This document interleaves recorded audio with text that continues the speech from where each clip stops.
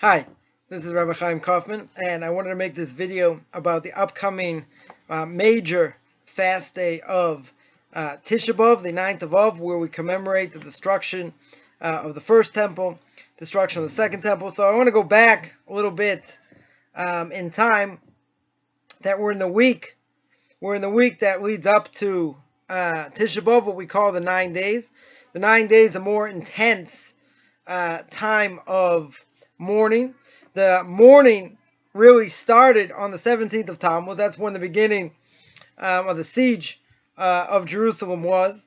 So therefore, on the 17th of Tammuz, it's a minor fast day, and a minor fast day means that we only fast sun up to sundown.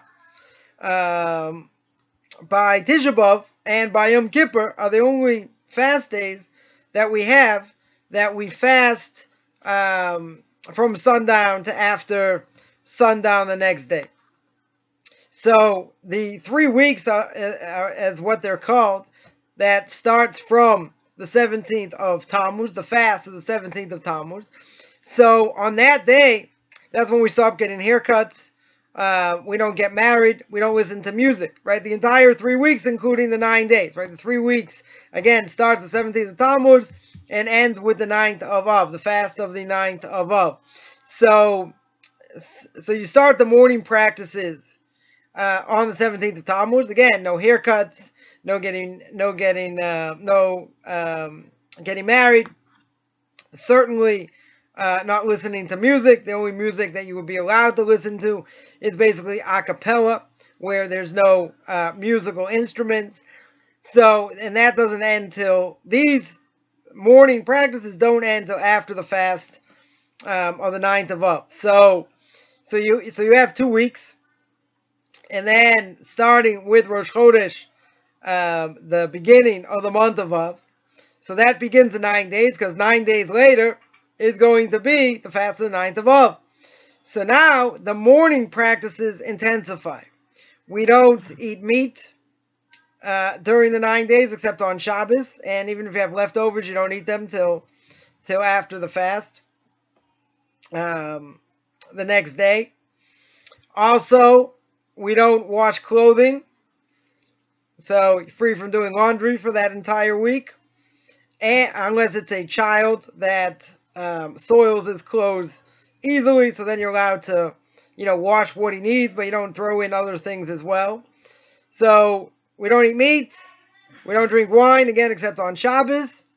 We don't wash clothing, and showering, we shower for health purposes. Obviously, most people live in climates now that it's very warm in the summer. So you're allowed to shower, but not for pleasure. Right? You go in, you go out, take care of what you need to do, and it shouldn't be a hot shower. It doesn't have to be cold. It certainly, it can be warm, lukewarm, but it should not be warmer than that, and you shouldn't bathe, certainly for pleasure. Now, if someone has a certain condition where they do have to do that, then that's okay. But in general, for most people, we don't bathe for pleasure during these 9 days. Again, we don't eat meat or drink wine, so stuck eating, dairy, unless dairy doesn't agree with you, then you can eat chicken. But in general, the 9 days is a more intense time, culminating with the 9th of Av. Now, also during the 9 days, you don't get married, don't get haircuts, don't listen to music. Same thing applies from the beginning of the 17th of Tammuz. So there are a lot of tragedies that occurred on Tisha B'Av. You have the destruction of the first temple, destruction of the second temple, beginning of the First World War, expulsion from Spain. I mean, you got a number of things that occurred, that the 9th of Av is not a good day by any stretch. So the fast itself is really commemorating the destruction of the temple and the exile, where the Jews go into exile to Babylonia. Now, there are a number of keynotes, these like liturgical poems that we read in the morning of Tisha B'Av. We spend a couple hours reading them. A lot of them are, the Hebrew is very difficult, so unless you have good commentary with it, it's almost incomprehensible. Some more understandable than others, but it's very graphic. If you go through it, I mean, it's horrific. The curses that are said in the book of Deuteronomy. I mean, you see that those curses came true. That people were starving during that time, and as some of the keynotes tell us, there was no food, and mothers ate their children. They had no food. They were starving. So, it's absolutely tragic. The only thing we have to compare to the destruction of what the temple is in recent time is by looking at the Holocaust. Now, if you look at the Holocaust, which I'm not going to discuss now, but if you look at the Holocaust and you see that people were fleeing, for their lives, they didn't know day was day, night was night, night turned into day, day turned into night. It was tremendously horrific times. So this is probably the day, if you have Holocaust books at home, this is the day to read it. If you don't really identify with the destruction of the temple, we're going to speak about, we'll speak about that in a little bit. But if you don't identify with that, then the closest thing we have to destruction, of the Jewish people is the Holocaust. So it puts you in a certain frame of mind. And the certain frame of mind is depression. Right? Because, you see what went on. And we still don't have a temple today. Hasn't been rebuilt. So obviously we're doing something wrong where the temple hasn't been rebuilt. As the Talmud says, any generation doesn't rebuild the temples as if they caused it to be destroyed. Which is a little bit hard to understand because we're living in a tremendously weak, generation. So to say that previous generations didn't have the ability to rebuild the temple, so what's to say that we're going to be able to? Right? It's a little bit, it's a little bit hard to fathom. So let's backtrack a little bit, see if we answer, if I remember, some of these difficult questions. So when we talk about the destruction of the temple, most of us don't relate to what the temple was. We don't relate to bringing sacrifice, right? We haven't had a temple in 2,000 years. We don't relate to giving sacrifices. People think it's archaic, it's barbaric. How could it be when the third temple is built? In the future, whenever that will be, that we're going to go back to sacrifice. People think it's medieval, it's cruel. How can we go back to that?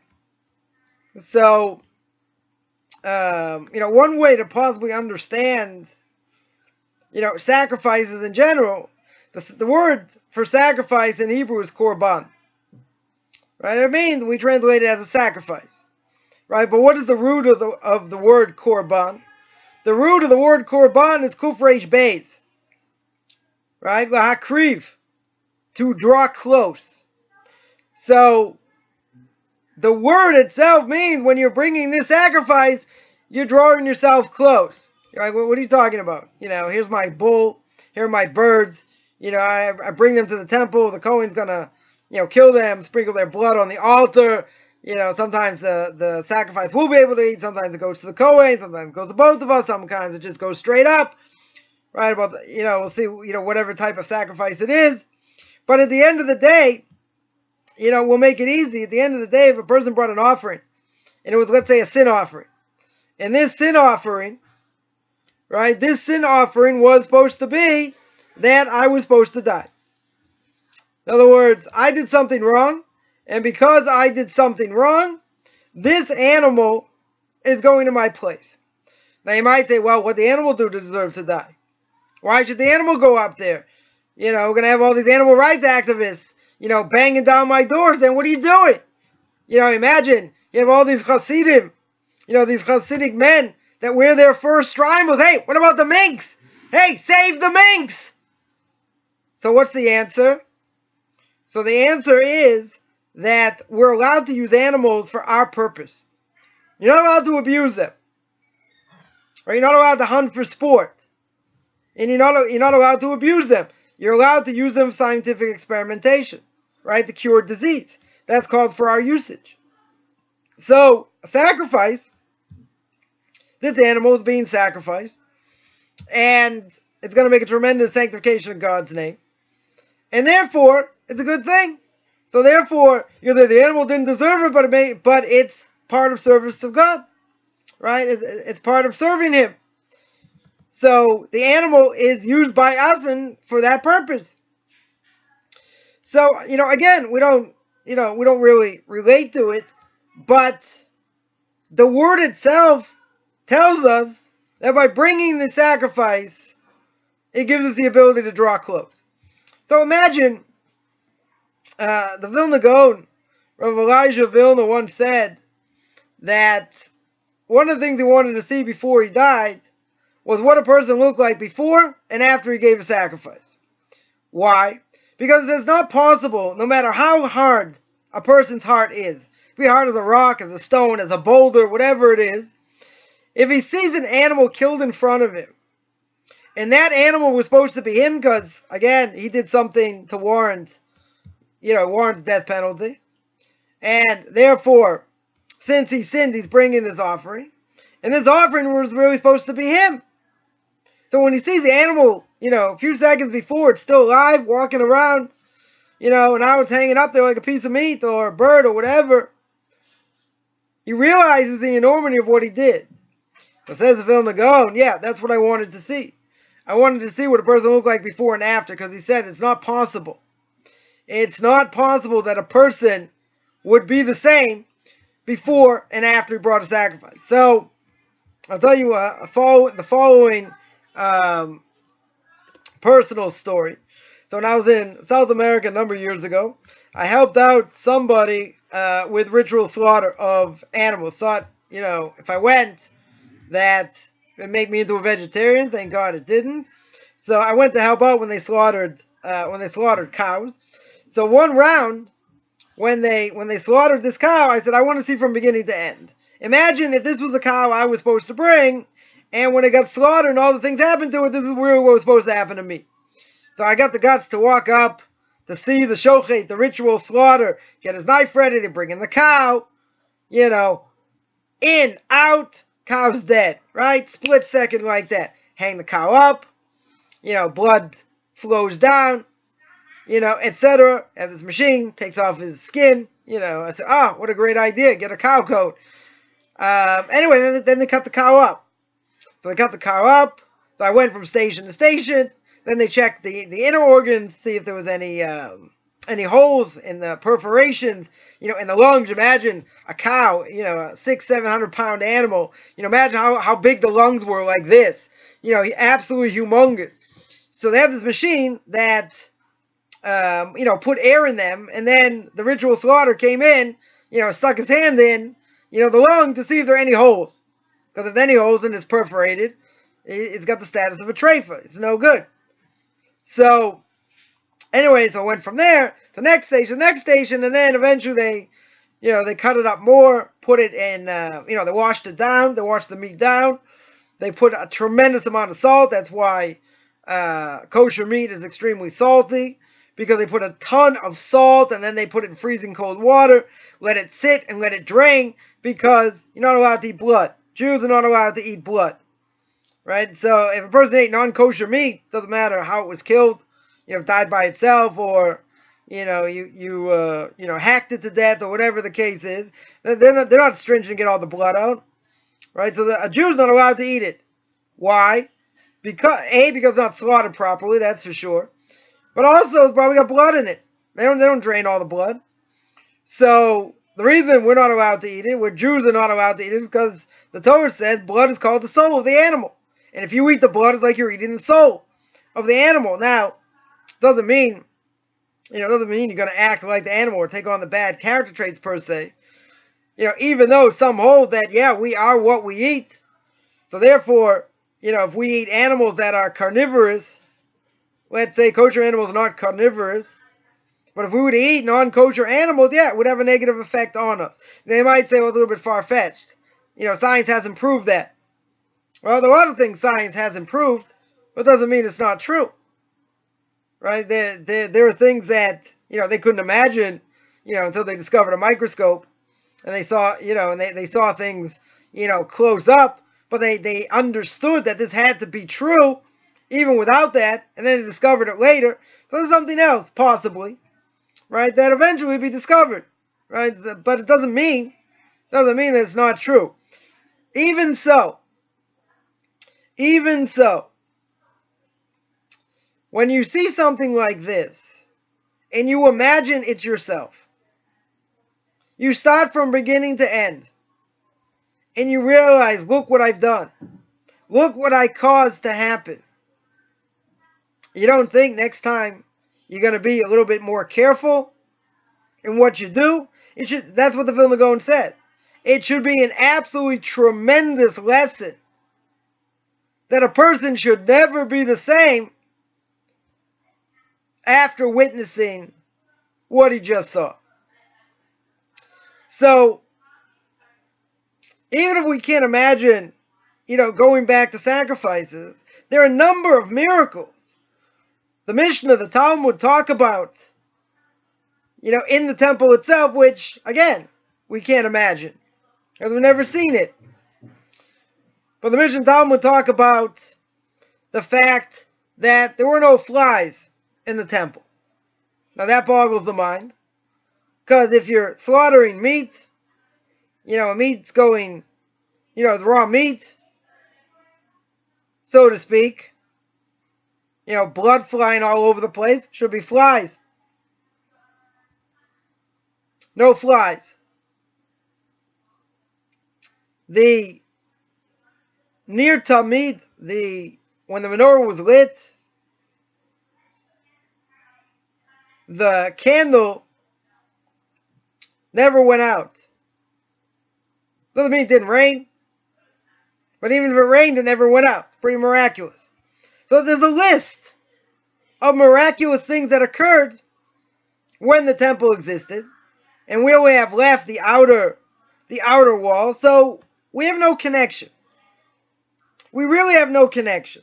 So I would tell people, simply, you want to have a connection, go back, read those chapters in Jeremiah, talk about the destruction. Read the book of Eicha, the book of Lamentations, talks about the destruction. You get an idea, of what went on. Now, at the same time, one thing that occurred in the temple, and at least in the first temple, and not the second, was that God's presence was readily seen. It was felt. Obviously, you couldn't see God face to face, but you felt His presence there. There was clarity.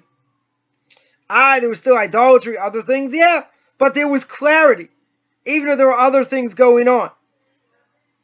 That is something, over the last 2,000 years, we have not had.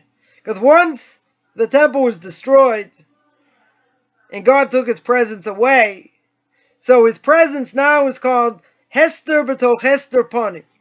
His presence is hidden within hiddenness. So what is hidden within hiddenness means? Exactly that. We can't fathom why and what He does. Right? We can't make sense of a lot of things we see. We see tragedy. We see terrible things. And if God is all good, and He represents all goodness, how can there be tragedy? It's an age-old question. Read the last 2 chapters of the book of Job, where God tells Job, you think you understand the world? Think again. Right? Think a second time. Think a third time. And he goes through some of the animals that He takes care of and how He takes care of them, not to mention the Leviathan itself. That if Job would have got close to it, would have scared the absolute wits out of him. So we don't know how these things work. But we know that God does run the world. God is in charge. And if things happen in certain places, because He wills it, He wants it to happen. Now, we may understand in certain places because there's immorality, depravity, all kinds of other things going on. So we can understand why the epicenter could be in a certain place. At the same time, the utter destruction and other things that go with it, we're not privy to that information. But when it comes to the temple itself, Again, this cannot be underestimated. We don't know what it is, but imagine living in a world where it's clear what's happening and why it's happening. You have that sixth sense, so to speak. God's presence is around. You feel it. It raises you to a totally different level. You tell me people weren't doing the right thing when God's presence was around. That's true, because God gave us free will. Right? We have free will to choose to do either the right thing or the wrong thing. Totally our choice. But we don't have that clarity. Right? Even in the second temple, that was one of the things missing. God's presence wasn't felt as much. So the clarity wasn't there. That's a huge thing. If at certain points in our lives, where maybe once, twice, maybe more, cut you some slack, maybe even a few more times, we had absolute clarity in certain decisions we made. Doesn't mean the end result was what we wanted, but we had clarity in what we should do. Because there's nothing worse than being in doubt. Because when you're in doubt, then you second guess, you third guess, you fifth guess, you 20 guess. Maybe I should do like this, maybe not, maybe this, back and forth. Like you're playing this game. It's like Russian roulette. So, making a decision without full clarity is difficult. Being in limbo, nothing worse than that, because you don't know. It's not clear. Maybe you go this way, maybe that way. You're not clear. So if we lived in a world with clarity, we'd be living in a totally different world. But we see so many things around us, don't make any sense. Right? Totally not logical. It may be building up to something. We may see things years later, say, this event to this, and that event to that, and now I understand you make a straight line. But when you're going through it, it doesn't make any sense. That's why the Torah says that God tells Moshe, you cannot see me, you cannot see my face, you cannot see my face and live. Now, see my face and live, God says, fine, that's true, and I will show you my back. What is it referring to? So it's referring to life in this world. In other words, seeing God face to face means you have absolute clarity. And you totally understand why things are happening, what the purpose is, etc. Right now. Right, instantaneous.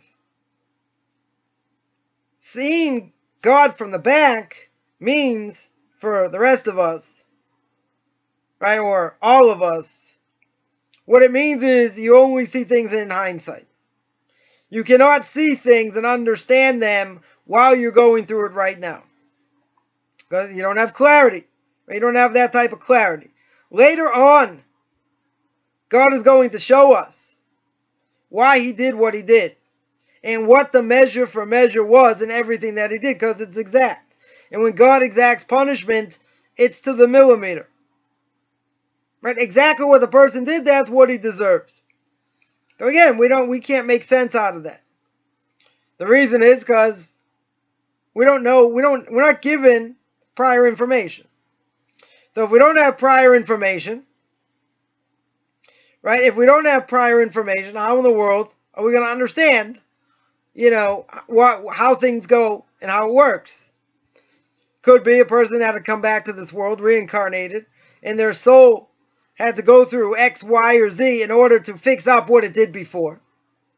Measure for measure. We don't see that. We don't fathom that. That's more Kabbalah. But, the idea is the same. That everything is measured, we just don't see exactly how that is. Sometimes we get a glimpse. Right? Not so often. Definitely not so often. So, when we look at the destruction of the temple, both temples and still the exile that we're in today, right, some 2,000 years later. So what are the reasons that the temple hasn't been rebuilt?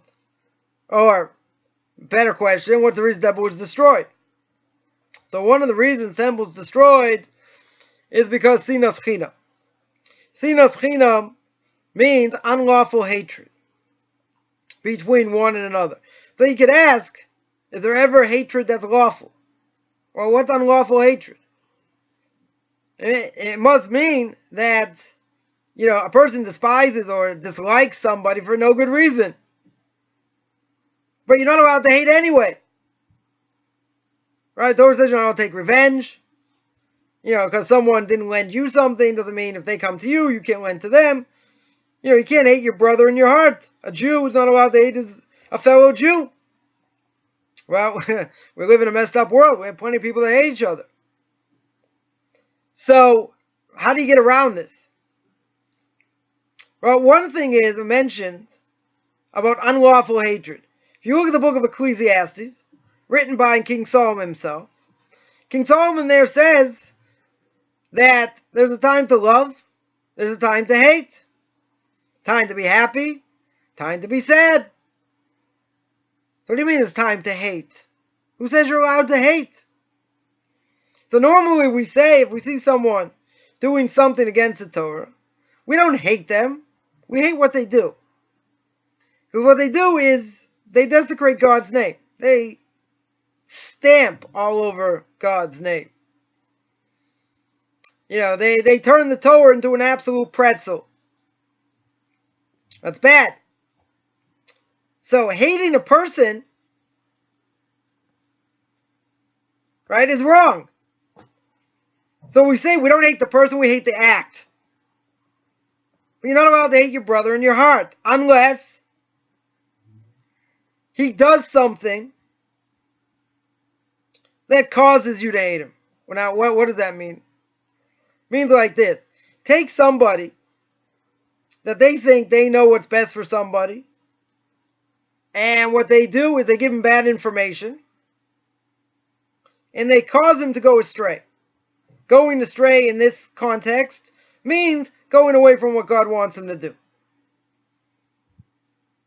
Right? And he causes others to go astray. He's got a certain philosophy. And with this philosophy, he causes tens, hundreds, based on this philosophy, to go astray, to go away from God. Somebody like that you're allowed to hate. Ooh, radical statement. Why are you allowed to hate him? You're allowed to hate him because he's destroying Jewish souls. The Torah says you're not allowed to hate. Right? You're not allowed to hate your brother in his heart. Someone who causes others to go astray, different category. Right? Totally different category. We're not going to be politically correct and say, yes, we should love everybody. Doesn't matter what they do to us. We should just love them and turn the other cheek. No. That's called Christianity. If someone does something negative to you, causes you damage, I don't have to love him. I mean, I can't necessarily hate him in my heart. Right? But I don't have to be best friends with him. And if I think he's going to damage me, I can stay away from him. And if he wants to borrow money, I can say no if I have money to lend. I can say no because he's a damager. Doesn't mean I hate him. It means I'm taking care of myself. Looking after myself. So, it might seem harsh. But you take a soul. You take a soul away from Torah. And you misrepresent. And you send him in a different direction by convincing him. I don't want your punishment in the next world. Or maybe even in this world. You got free will. Person can listen or not listen. But someone who causes others to go astray, that's pretty big. Right? It's pretty up there. So, sinas chinam, back to that. Sinas chinam means I hate for no reason. Now, what does it mean to hate for no reason? In general, you're not allowed to hate. That we mentioned. Hating for no reasons like this. If, I can be friends with somebody who's less religious. Why?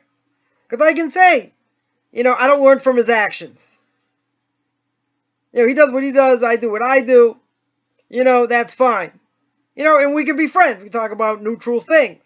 One lifestyle, so to speak, doesn't necessarily affect the other. But what if it's somebody, that you're an Orthodox Jew, So what if someone else, another Orthodox Jew, holds to a higher standard than you? Higher standard of kashrus, higher standard of modesty. All right, what's your reaction going to be? Are you going to want to emulate that person and try and reach higher spiritual standards? Or are you going to say, I'm just as good? That's only a stringency, right? And you'll justify in a million ways why this person is a piece of dirt. That's sinas chinam. Why? Because anyone who's less than you, who's less religious than you, so who cares? I can hang out with him, I can do other things. Never the two religious or non-religious paths shall meet. Fine. But if you're a religious Jew, and then someone else is more religious, you may call him a fanatic. You may call him, it's a chumrah, it's a stringency. You don't have to do that. I'm just as good, I'm just as valid, but he won't count me, and he looks down upon me. Maybe he does, right? Obviously that's wrong also. But let's say he doesn't, and you feel he does, so you have an inferiority complex. That's sinas chinam. Because you have no reason to hate him. He hasn't done anything to warrant your hatred. You say, he won't eat in my house. That's because he holds to a higher standard. That's why, that's because he's worried that your standard's not his standard. So therefore, he'll decline the invitation. But I'm just as kosher. My meat is kosher. My kitchen is kosher.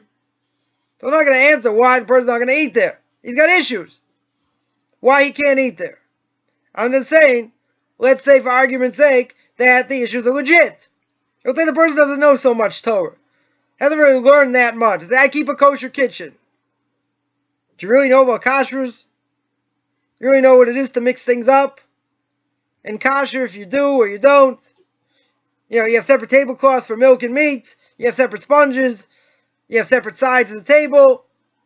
I mean, it's complicated if you don't know what you're doing properly. So a person hasn't been properly educated, and they do from the little that they know. How can you rely on that? Say, you're a fanatic. Yeah, I'm a fanatic. But if I think a person thinks that someone else's standard's not up to par, either because it's not or because they don't know or whatever the case is, they're not going to eat there. So what happens? The other person gets offended. And they'll say, I keep kosher. And I guess I don't keep kosher enough. That's sinas chinam. Person holds to a higher standard. Again, you can think he's a friend, he's a fanatic, and it's only a stringency, and it's only this. I'm just as good. Right? When you try and defend yourself, what are you doing? You put other people down. That's what lashon hara is. Right? Lashon hara is something when you speak badly against someone else. What's the purpose in speaking badly against them? You get no benefit. There's absolutely no benefit. What physical benefit do you get? You get money? No. You get honor? Maybe. But you don't get honor. You don't get anything. No physical benefit. The only benefit you have to speak against somebody else, the reality is you're making someone look bad in order that you yourself look good. So, I'm not like him. Look what he does. Maybe true. Maybe 100% true. But lashon hara is also forbidden, even if it's true. So, doesn't seem like lashon hara is stopped either. Another major factor in the destruction of the temple. Disagreements among people getting slaughtered all over the place, especially in social media. Of course, in social media, everyone's got an opinion, whether they know anything or they don't. But the first thing they're going to do is slaughter someone else behind a fake name. Maybe they even got the guts to put their own name on it. And demolish them and have 50 million other people comment on it. Just, imagine if a person spoke badly against someone else, even in social media. And then other people see it, they comment, whatever. Millions of transgressions at the push of a button. But so you got two things going on. You got lashon hara, right? People speaking badly against others, which doesn't seem to have stopped, even though this generation has made it a major, major mitzvah. Learning the laws, and being careful in speech. Nonetheless, we still have quite a ways to go. But sinas chinam is a totally different beast. The reason is because you can't just leave things alone. You can't just say, fine, he's got his beliefs, he wants to be more stringent, fine, I have my beliefs, but no, it goes beyond that. You look down upon them. Even though you think that maybe they look down upon you, but you definitely look down upon them. Your community looks down upon them, and sinas chinam. Comes from nowhere. Comes from jealousy, maybe. It comes from you're lacking something. What are you lacking? You think you're not as good. Because they hold a higher standard. So by them holding a higher standard, it's like you're saying, my standard isn't good enough. I'm not good enough. So when a person feels threatened, and they think they're not good enough, what do? They lash out. They say, oh, look, this group, look at their scandal. Look at this, look at that. See, they're not so great. So, he won't eat at my house? Oh, look at that. People in glass houses shouldn't throw stones. Things haven't changed. In the last 2,000 years. Maybe we've gotten things a little bit better in some things, maybe. But the temple's still not rebuilt.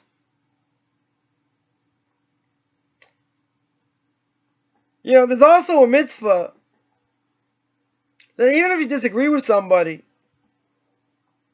depending it's not something, so egregious, not something like, idolatry or immorality or like something huge. A person can agree to disagree. At the same time, you have to show some level of respect. And if there's a group you disagree with, again, it depends what it is. Right? By idolatry, you're allowed to make fun of it. It's a mitzvah to make fun of it. So you say, oh, you can't make fun of idolatry? Yeah, you can. And if people are ruining Judaism and causing terrible things to happen, right, you can warn other people about them. Right? That's not lashon hara. You have to have a purpose. It has to fit in certain guidelines. You can't just speak about a certain group because you want to speak about them. You have to drive points. You have to drive home, a lesson, a point. Otherwise, if you just speak about them, right, that's certainly lashon hara in many cases. Again, unless you're making some sort of point, or something like that. So we have a lot to learn. We have a long way to go. I think, and it's a difficult thing to do. In many cases, we could avoid disagreements going haywire by looking the other way. By being mavater. By being mavater and not getting involved and looking the other way. Again, depends what it is. But if it's not something like, so egregious, then let it go. I know some people will say, Torah has to be defended. Sometimes it does. Right? Sometimes you got to make a stand. True. You have to know when. You have to have proper guidance. You can't just go through, shooting off your mouth thinking, I'm the defender of Torah. And if I don't defend Torah, Torah won't be defended. It's not true. God can defend himself. He doesn't need us. He's got plenty of detractors. Let him have detractors. I'll go on record as saying God can hack it. He's got broad shoulders. Right? Real broad shoulders. He can hack it.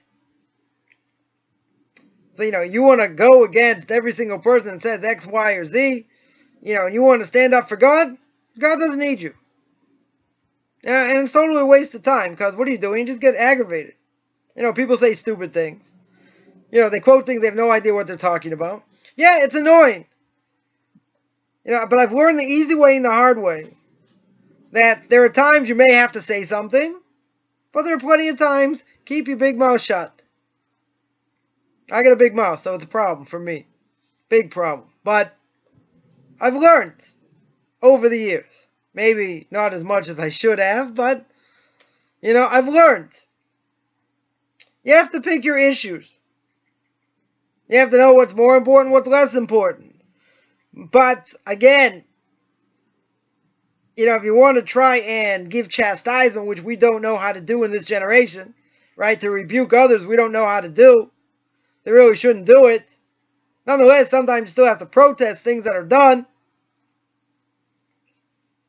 Be that as it may, things that we see, we may have to react.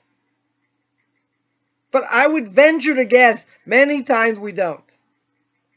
Many times you can let it go, sweat off a duck's back, move on.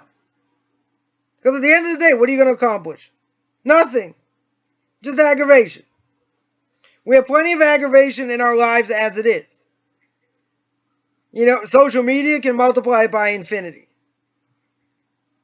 If I had a dime for every stupid post that I've seen and what people say, sometimes, I'll correct, say, no, that's not true. This is true. This is what the Torah says. That's not true. But a person will notice I'm very careful when I say something and when I print something. Maybe I should do more. But you have to see where the question comes from. What the motive behind the question is. Some people, I've seen arguments stem and the person asks a simple question. Didn't have an agenda. Wanted to get an answer. And someone blasted them before they even had a chance to do anything. It's very easy to get embroiled. Very, very easy. So again, if something out there is egregious and is so bad or whatever, you want to stick up for Torah, fine. You can say, well, I could pick any number of things and do that and get flack for it. Yeah, it's true. But I would say, pick it, in a way that's not going to be every single time. You're not going to answer every single time. As we mentioned, many times you don't have to. Many times just let it go. Stupid comment, move on. You're not going to convince them anyway, most likely. Move on. Someone's got a serious question, you know the answer, so answer it. But don't be combative. Being combative it's just bad feelings and leads to Lashon Hara. And again, that's why the temple hasn't been rebuilt. And social media is bad because it gets exemplified a million times. It's one thing you tell your friend something. And they say, wow, he'll tell his friend, yeah. But you put it out there where billions of people see it, that's just multiply the transgression by infinity. It's a very easy way, to destroy somebody, get someone offended, or, whatever the case is. On the other hand, there are things we have to come out against. Right? And we can't be afraid of what the repercussions will be. Oh, that's Lashon Hara. No. Why isn't it Lashon Hara? Because there's some things out there that are an absolute disease. And because it's like a disease, you gotta warn people against it. You can have people that have an agenda. Total left-wing agenda. Bad for family values. Bad for just a lot of things. You can come out against it. If the Torah says it's wrong, Torah's not politically correct. No one's ever going to accuse the Torah of being politically correct. The Torah is anti-homosexuality. The Torah is anti-pig. The Torah is anti a lot of things. So you might say the Torah has an image problem. Maybe it does. But one thing no one will ever accuse the Torah of is being a sycophant to the masses. Meaning, the Torah is not going to suck up to the masses in order that, we don't want to offend anyone. Torah doesn't care. Why? Because it's the absolutely divine word of God. If it's the absolute divine word of God, God didn't say, oh, I feel so bad, these people, they have perverted desires. They have other things that they do. God said, I don't care. That is forbidden. I'm not beating around the bush. It's forbidden. You're not allowed to do it. But I have that desire. Good. And this person has that desire. Someone else has another desire. So you put them all together and say, well, let's make a whole religion out of it. Whatever the desire is. All right, topic for another time. But the point has been made. The Torah is absolute. Torah doesn't pull any punches. It's like a person hits a dog with a stick. Who does the dog go after? The stick. Dog should go after the person. If you got a problem with what's written in the Torah, then you got a problem with God. Period. It's not a problem with the rabbinic interpretation. It's a problem with God. Black and white. This says this is forbidden. How do you get around it? How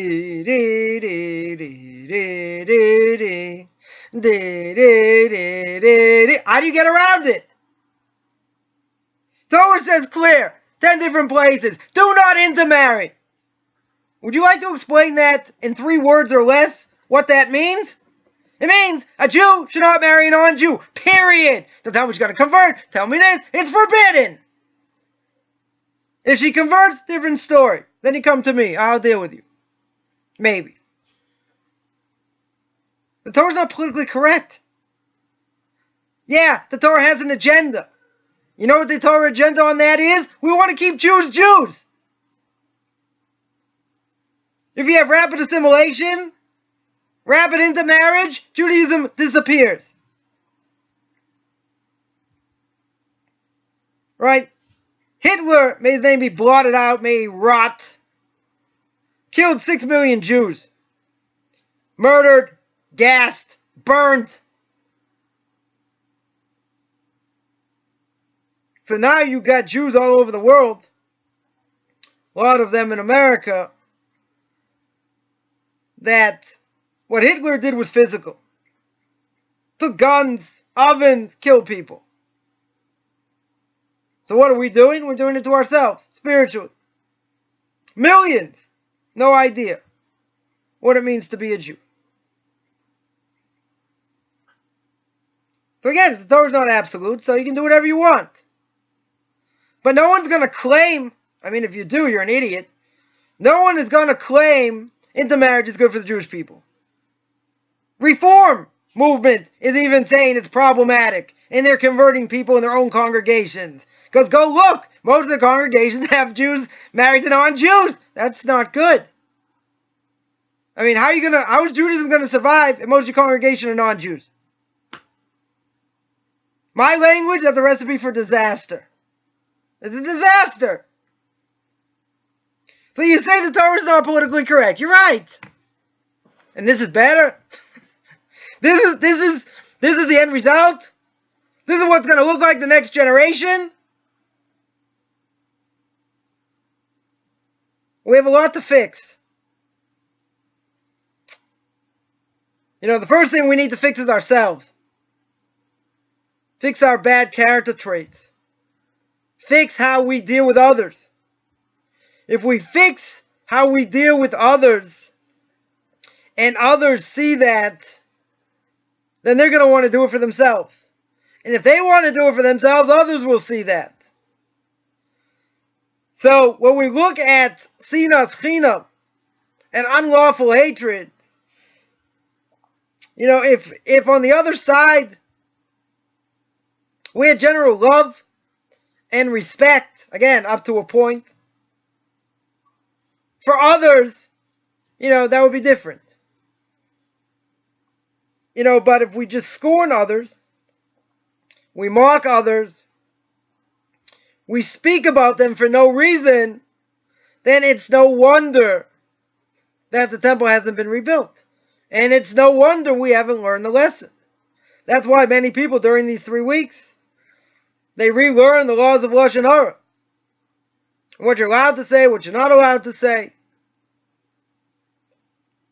Speech is everything. We mentioned social media. Speech is everything. How you write. Intention.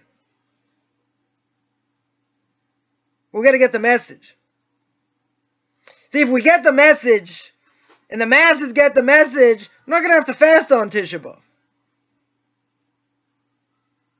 Right? Tisha B'Av will be a day of great joy. It's called a festival, even though we fast. So hopefully, we'll be eating from the meal of the Leviathan, from the Livyason. Temple will be rebuilt. Speedily in our days, we should know no more tragedy. And we should live up to the ideals that the Torah sent. Anyone interested, I also have a class I give, my intro to Kabbalah, based on the book Derech Hashem, speaking this week about free will, if it's limited, not limited. I also have conversion classes. You take a look at my Facebook fan page, Beyond Orthodox Conversion Judaism, or Beyond Noahides. I work with Noahides also. Or my blog, orthodoxconversion.com. Anyone who wants to contact me, feel free to shoot me an email. Rabbi Chaim Coffman at gmail.com. RABBICHAIM COFFMAN at gmail.com.